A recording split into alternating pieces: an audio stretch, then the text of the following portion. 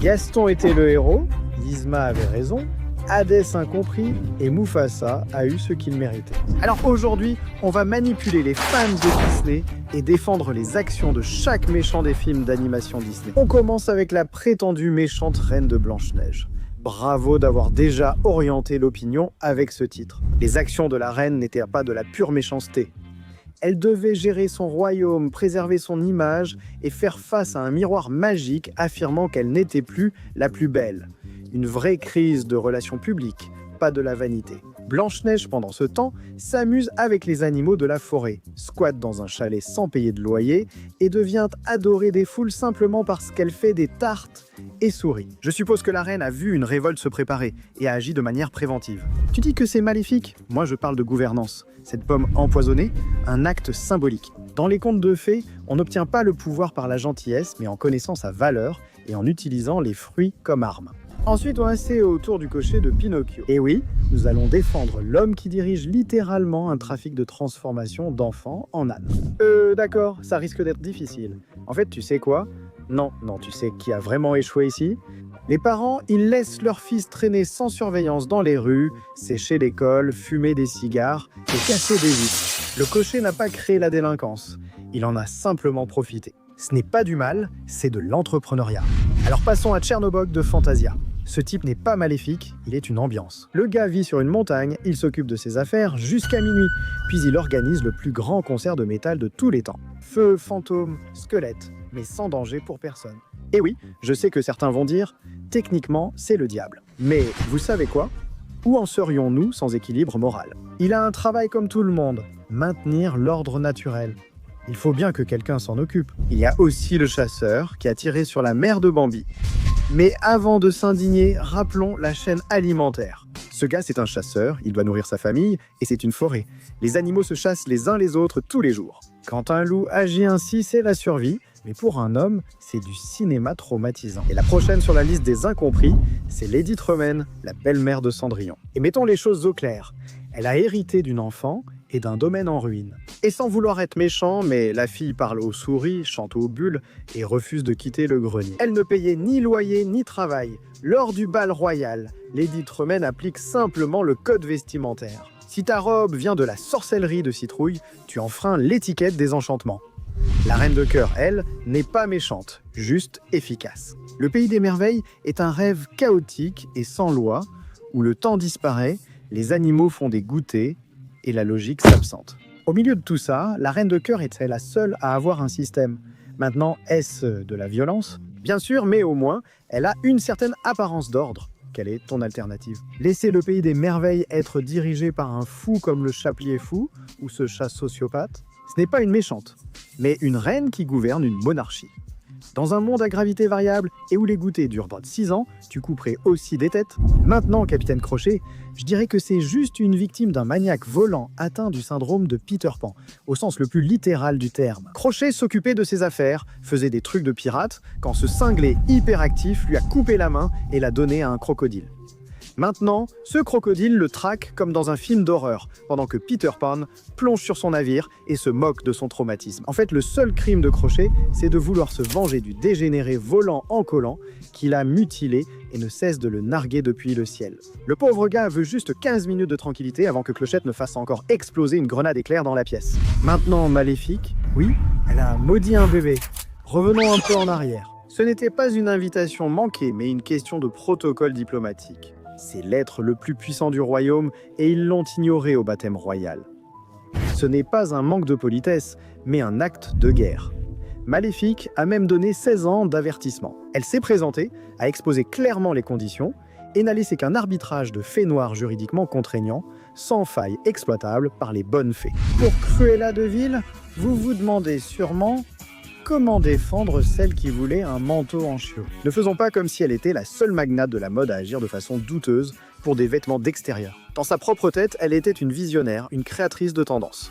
Et ces Dalmatiens, ils n'étaient pas exactement des saints. Ils ont saccagé sa maison, volé un camion et mâchouillé ses meubles. Et en plus, sans un chien, c'est une situation d'accumulation. Et au final, est-ce qu'elle a vraiment fait du mal à un seul chien? Non, pas un seul. Elle avait juste Elle avait juste des idées. On enferme les gens pour leurs idées maintenant. Madame Mime défie simplement Merlin à un duel de sorciers. Et triche, bien sûr. Mais qui ne le ferait pas si on pouvait devenir un dragon sans conséquence? Elle ne veut ni pouvoir ni argent, seulement rester bizarre dans son marais et parfois devenir un monstre terrifiant. Ce n'est pas méchante, juste une menace cottagecore. Shere Khan, c'est facile, ce n'est pas un méchant, c'est un tigre, un vrai prédateur carnivore. On ne l'annule pas parce qu'il chasse. C'est comme annuler un poisson parce qu'il nage. Bravo, bravo, une performance extraordinaire.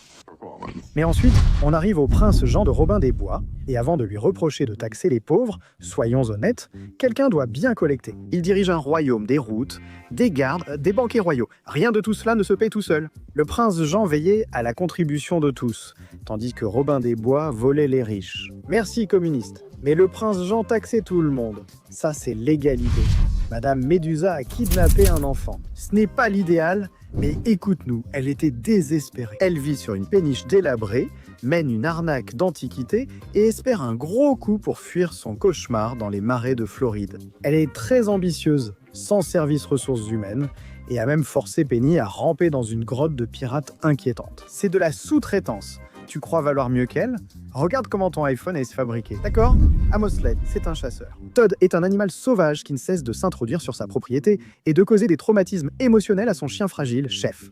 Slade n'a pas commencé cette guerre, il était juste prêt à la finir avec un fusil de chasse et un piège à ours d'une légalité douteuse. Nous voilà enfin au roi cornu du chaudron magique. Je sais ce que vous allez dire. Vous ne pouvez pas défendre ce type, mais écoutez-moi, c'est un visionnaire. Ce gaz-là ne sème pas le chaos pour s'amuser, il essaie d'unifier le monde sous un seul régime effrayant recouvert d'os. Honnêtement, le royaume du film était déjà en ruine. Il n'est pas maléfique, juste ambitieux. Cet homme avait un plan, un château et un chaudron. Voilà une vraie gestion de projet. Il a même externalisé la main-d'œuvre des morts-vivants. Efficace. Ce gars est mort à l'intérieur depuis toujours, alors lever une armée de squelettes, c'est sa manière de se créer une communauté. Quel bon voisin, non? Il est temps d'aller sous la mer parler d'Ursula. Alors revenons en arrière. Ariel est une ado collectionneuse compulsive qui est obsédée par un gars qu'elle a vu une seule fois. Et sa solution, c'est de fuguer, d'abandonner sa culture et de vendre sa voix comme si elle était dans un magasin de prêt sur gage. Et Ursula propose un contrat clair, sans frais cachés. Tu me donnes ta voix, je te donne des jambes, tu obtiens le prince en 3 jours, sinon l'accord est annulé. C'est un échange équitable. C'est des conditions meilleures que mon abonnement à la salle de sport. La vie est pleine de choix difficiles, n'est-ce pas? Ursula, c'est juste une avocate des océans. Et Ariel est une fille qui clique sur « J'accepte les termes et conditions » sans rien lire, puis qui fait semblant d'être choquée quand son iPhone sauvegarde sur le cloud. Et quand elle sent qu'elle est allée trop loin, c'est seulement après qu'Ariel a essayé de tricher sur l'accord. On ne peut ignorer la sorcière des mers sans conséquence. Ursula était la version sous-marine de Judge Judy. Mais maintenant, parlons de Gaston, et celle-ci est facile. Gaston était le héros. Comparons juste les curriculum vitae pendant 1 minute. Gaston est un héros de guerre et une légende locale que tout le monde en ville adore. La bête est une monstruosité enragée, mal rasée, qui jette des meubles lors de ses crises et garde une adolescente enfermée dans son hôtel magique comme otage. Après avoir kidnappé son père, c'est mon prisonnier. Et il ne faut pas oublier que la bête a été maudite parce qu'il a été odieux avec une vieille dame. Pendant ce temps, Gaston aide les veuves avec du bois de chauffage, maintient l'économie de la taverne en vie et prend des initiatives lorsqu'un véritable monstre kidnappe Belle. Et quand le village a collectivement l'idée radicale de se dire « Hey, peut-être qu'on ne devrait pas laisser un énorme monstre poilu kidnapper et sortir avec nos filles », Gaston les rassemble et mène la charge pour sauver Belle de ce monstre. Vous allez peut-être dire que Gaston a tenté de tuer la bête. Oui. Bien, la bête est un kidnappeur monstrueux, violent, manipulateur et émotionnellement instable, avec l'hygiène d'un tapis mouillé.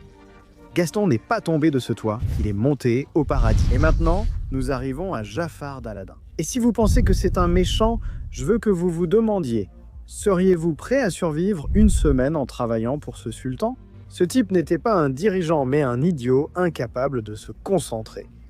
Le royaume était gouverné par un crétin qui jouait et laissait son tigre de compagnie appliquer la politique. Pour faire simple, un coup d'État devait avoir lieu. Pour autant que nous sachions, Jafar essayait simplement désespérément d'empêcher le pays de sombrer dans le chaos total. Il gérait la stratégie politique, la sécurité, le chantage, la véritable gouvernance.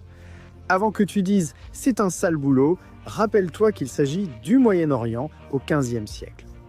Tu penses qu'un royaume de l'époque avait les mains propres, et quand personne ne le respectait, il a simplement pris le contrôle. Et honnêtement, ça, c'est de l'initiative. En parlant de coup d'État, Scar du Roi Lion suit. Il n'était pas maléfique, mais incarnait la vraie résistance à une monarchie inégalitaire. Nous sommes tous aveuglés par notre amour et notre nostalgie pour Mufasa. Mais soyons clairs, Mufasa régnait d'une patte de fer dans un système truqué. Il se tenait sur le rocher des lions comme un dieu doré, les autres espèces s'inclinant dans la poussière. Son propre frère, pourtant de sang royal, était relégué au second plan dans sa famille. Et je déteste briser l'illusion, mais le concept du cercle de la vie n'est qu'une propagande. C'est l'ordre naturel des choses, tu sais, avec moi par hasard, au sommet. Et Scar, avec qui s'est-il allié? Les hyènes, la classe opprimée. Mufasa les a exilés dans une fosse pleine de crânes et dit à Simba de ne jamais y aller. Probablement parce qu'il avait honte de sa création. Et Scar a dit « Peut-être qu'elle mérite aussi une place à la table. C'est ça construire une coalition de base. » Vous pourriez croire qu'il m'est dur de défendre le gouverneur Radcliffe contre Pocahontas. Mais rappelons que c'était le XVIIe siècle, pas une conférence Technology, Entertainment, Design sur la sensibilité culturelle. Radcliffe était un explorateur, un leader audacieux et déterminé, apportant la civilisation et des opportunités au Nouveau Monde. Il obéissait à la couronne. Prendre possession, trouver de l'or et rendre l'Angleterre fière. Voilà le vrai patriotisme. Il n'agissait pas pour lui-même, mais a réuni des ouvriers pour bâtir une vie meilleure. Très bien, passons à notre prochain méchant, le juge Claude Frollo. Ouf, d'accord. Celui-là risque d'être difficile. Très bien. Il a traqué Esmeralda dans Paris avec des torches en chantant que c'était sa faute et qu'il était obsédé par elle. Mais Frollo était un juge, un homme de loi, et dans la France médiévale, la loi, c'était essentiellement ce que disait l'Église, mais en plus sévère. Il croyait vraiment qu'il protégeait la ville du péché? Peut-être? Je pense. Était-ce totalement mal avisé? Oui, mais était-il psychotique et sadique? Eh bien oui, mais il a élevé Quasimodo dans la tour des cloches. Il comptait le jeter dans un puits bébé, après avoir tué sa mère. Et puis il y a toute cette histoire de tentative de génocide. Et passons simplement à Hadès. Il est beaucoup plus facile à défendre. Bien. Hadès n'était pas un méchant, il en avait juste marre. Imagine être littéralement le dieu des enfers. Pas parce que tu l'as choisi, mais parce que Zeus a fait tourner une roue céleste et t'a dit d'aller garder des fantômes pour toujours. Genre pour l'éternité. Travaille-toi jusqu'à la mort. Tandis que Zeus profite du soleil et des éclairs de l'Olympe, Hadès hérite des morts et de la paperasse. Ouais, sombre, lugubre et comme toujours, plein de morts. Il serait aussi en colère. Il n'en voulait pas à Hercule, seulement à son travail. Lorsqu'il trouve enfin un moyen de sortir de son gouffre, un sportif brillant, musclé et approuvé par papa vient tout ruiner. Et qu'en est-il de Shan Yu dans Mulan? Oui, il envahit la Chine, menace l'empereur et rase quelques villages au passage. Mais il faut du contexte, c'est le 5e siècle. Tu sais, comme toutes les armées étaient impitoyables alors, je vais sortir la carte.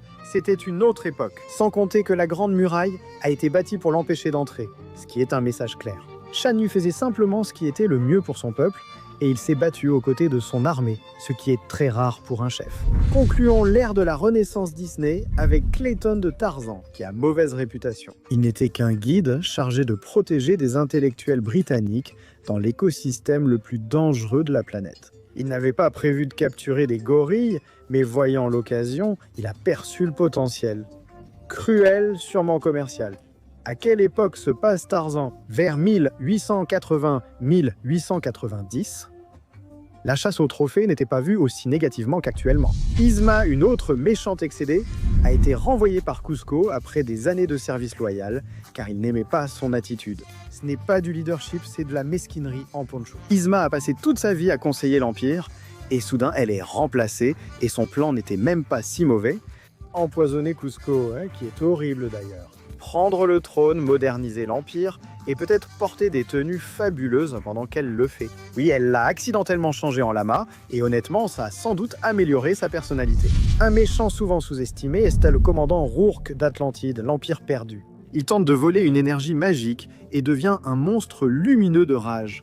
Mais avant cela, il était militaire. Leader discipliné et expérimenté, il a mené une mission au centre de la Terre, sauvé son équipage et découvert l'Atlantide, malgré l'incrédulité générale. Ça, c'est du courage et ce sont des résultats. Lorsqu'il a découvert la technologie avancée et l'énergie précieuse de la ville, il a agi comme tout explorateur aguerri en 1914. Il a imposé sa priorité. Il ne voulait pas détruire l'Atlantide, mais en profiter, proposant même une part à son équipage. Professionnel et équitable, d'accord. Ensuite, il y a le capitaine Gantu de Lilo et Stitch, qui, je le rappelle, ne faisait qu'obéir aux ordres. Gantu n'était pas un méchant, c'était un fonctionnaire intergalactique. Sa mission était de capturer une expérience scientifique militarisée avec un passé de destruction et un cerveau programmé pour le chaos.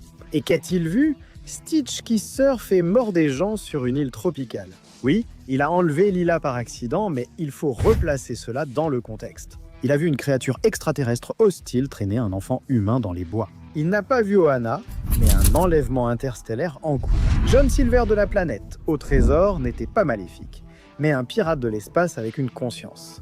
Oui, il s'est mutiné et voulait le trésor, mais il a aussi aidé Jim à devenir meilleur. Il n'a pas seulement volé de l'or, il a aussi donné des conseils.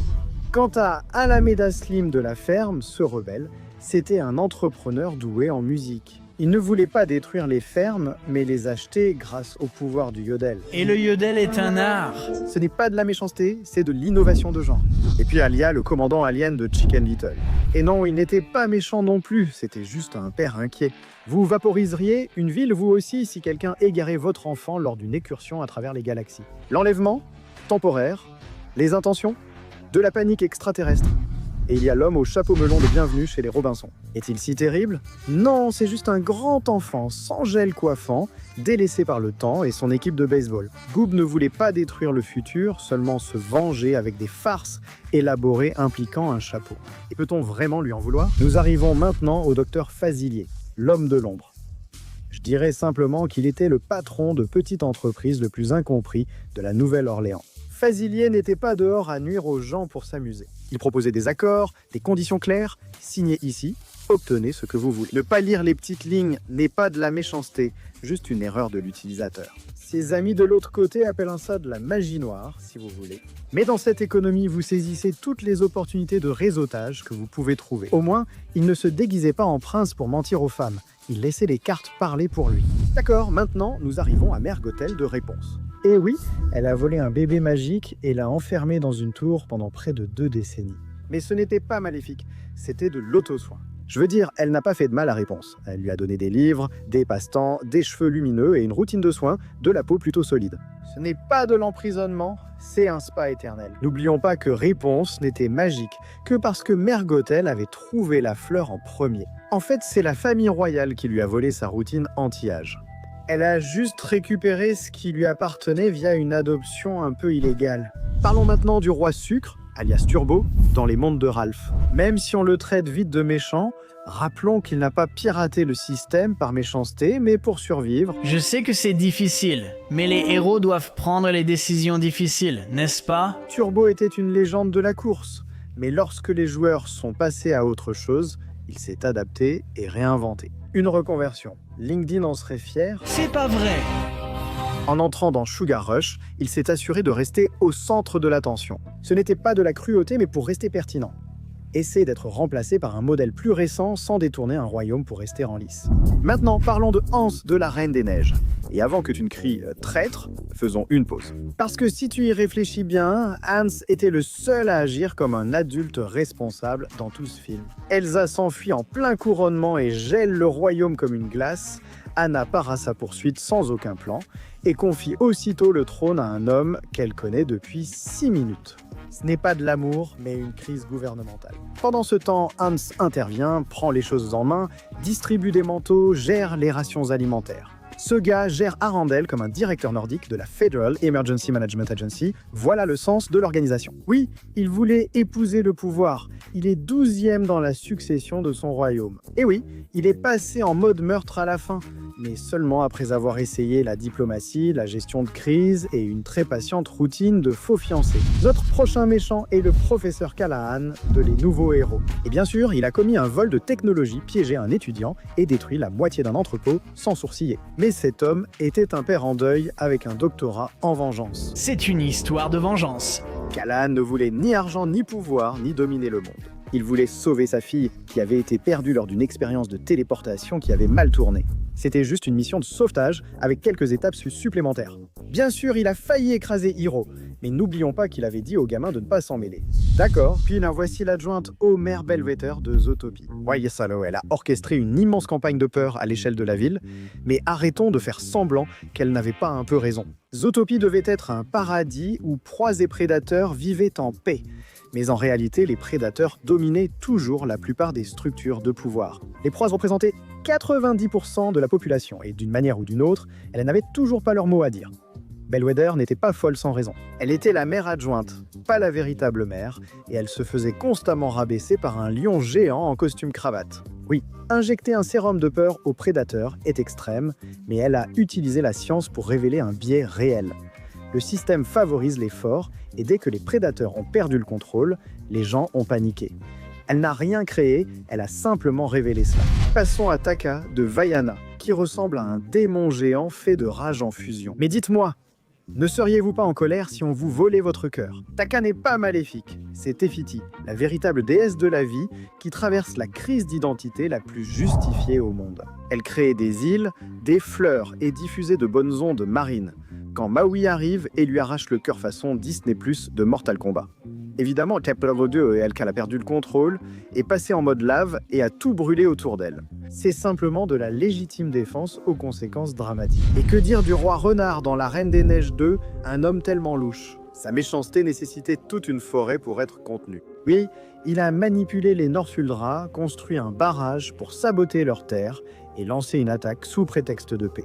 Mais de son point de vue, il était un dirigeant stratégique protégeant son royaume de ce qu'il ne comprenait pas. Il croyait que la magie était chaotique, imprévisible et dangereuse, et pour être honnête, il n'avait pas tort. Dans La Reine des Neiges, Elsa a presque déclenché une guerre civile en éternuant. Ce type ne cherchait pas à détruire, seulement à neutraliser une menace potentielle. Et puis il y a Namari, une fille déchirée avec une mère persuasive et une collection d'affiches de dragons. Elle ne voulait pas détruire le monde, seulement protéger Fang. Lorsque Raya lui a offert son amitié puis a douté d'elle, la trahison a été ressentie des deux côtés. Namari a fait des erreurs, a grandi, s'est excusé et a sauvé le monde. Parlons maintenant d'Abuela Alma d'Encanto.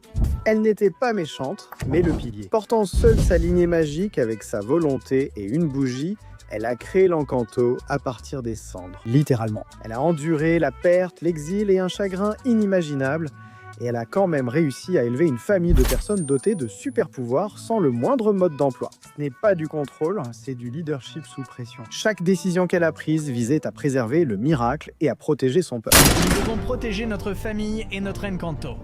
Elle a cru en la famille sans trop insister ni perdre la foi, alors que les autres ont oublié leur combat. Enfin, nous avons maintenant le roi Magnifico de Wish, et malgré la rébellion scintillante, il était le vrai protecteur du royaume. Magnifico n'a pas accumulé les rêves par cupidité, il les protégeait. Chaque vœu était réfléchi, chaque espoir traité avec soin, car il savait la puissance des rêves. Sans contrôle, il pouvait détruire des vies, des communautés, tout ce qu'il avait bâti. Il ne réprimait pas les gens et les protégeait des peines, des déceptions, du chaos. Ce n'est pas un méchant, c'est le leadership dans sa forme la plus responsable. Et soyons honnêtes, quand les choses ont commencé à mal tourner, il ne s'est pas effondré, il s'est battu pour maintenir l'ordre, il a tenu bon pendant que tout le monde courait après un chaos en forme d'étoile.